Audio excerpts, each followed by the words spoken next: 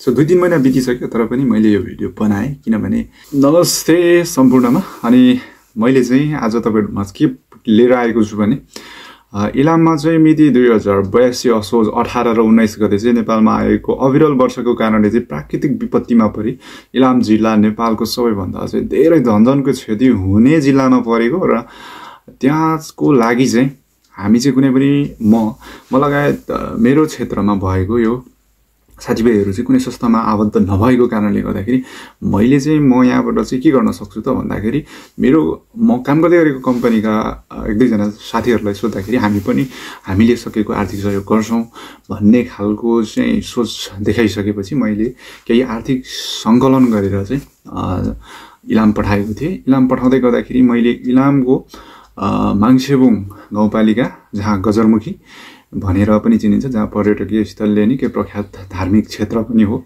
गजरमुखी धाम, र त्यहीदेखि पारिपट्टि देउमै नगरपालिका जहाँ चाहिँ एक घर चाहिँ आर्थिक अवस्थामा पनि निकै विपन्न अनि त्यहाँ चाहिँ कसैले पनि सहयोग नगरेको, देउमै नगरपालिकाले थोरै सहयोग गरेको भन्ने त्यहीँको स्थानीयवासीहरूलाई बुझ्दाखेरि त्यो खालको भयो।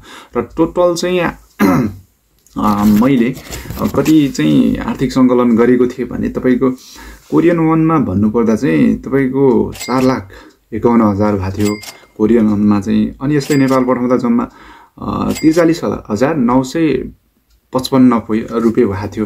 त्यसलाई चाहिँ मैले कसरी र म लगायत साथीहरुलाई बुझ्दाखेरि जहाँ सहयोग भएको छैन पुगेको छैन त्यहाँ सहयोग गरौँ, बरु अरु भइराखेको छ भने त्यहाँ पनि थोरै गरौँ र थोरै आदि गरेर चाहिँ त्यसरी गर्यौं भने बेटर हुन्छ होला भन्ने हेतुले चाहिँ मैले चाहिँ देउमै नगरपालिकामा रहेको पञ्चवीर राई 20,000 सहयोग गरियो र रहेको पैसालाई चाहिँ हामीले माङसेबुङ गजरमुखीमा रहेका घरधुरी 12-13 घरधुरीलाई चाहिँ हामीले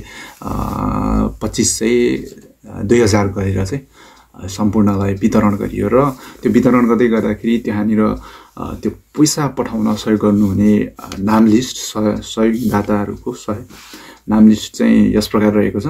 सन्तोष युङयाङ ठेगाना इलाम 50,000, मिङमार शेर्पा सोलुखुम्बु 20,000 वन, सागर पङ्गेनी ठेगाना स्याङ्जा 20,000 वन, दीपक तामाङ सिन्धुपाल्चोक 15,000 वन, भीम मगर शङ्खसभा 15,000 वन, विशाल छेत्री प्युठान 10,000 वन, विजय तामाङ काठमाडौँ 20,000 वन, राम शर्मा सिन्धुपाल्चोक 10,000 वन, मिङमार शेर्पा सोलुखुम्बु 25,000 वन, प्रकाश लिम्बु इलाम 50,000 वन, अनि गुमान राहु मगर प्युठान 20,000 वन, राजन लामा काठमाडौँ 20,000 वन, निर्मल लामा सिन्धुपाल्चोक 10,000 वन, रमेश सुवेदी पर्वत 10,000 वन, सुसान लिम्बु झापा 11,000 वन, मिङमा शेर्पा सोलुखुम्बु 15,000 वन, बुलेट बोहरा बागलुङ 10,000 वन,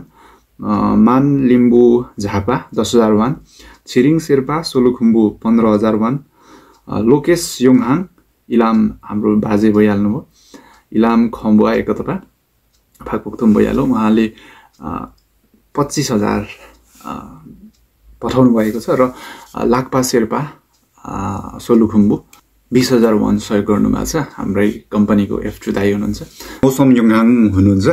मौसम युङहाङले 50,000 सहयोग गर्नु भएको छ, कोरियन वन 50,000 र सम्पूर्ण आर्थिक सहयोग गरेर हेल्प गरिदिनु हुने सम्पूर्ण आदरणीय दाजुभाइ तथा साथीहरुप्रति चाहिँ कृतज्ञता व्यक्त गर्न चाहन्छु। र आउने भावी कुनै आर्थिक सहयोगमा तपाईहरुले भन्नु भए बमोजिम मेरो पनि तपाईहरुको क्षेत्रमा तपाईहरुको ठाउँमा केही भवितव्य आएमा मेरो पूर्ण रूपमा आर्थिक तपाई भौतिक भएकोमा भौतिक पनि मेरो पूर्ण उपस्थिति अनि सहयोग हुनेछ।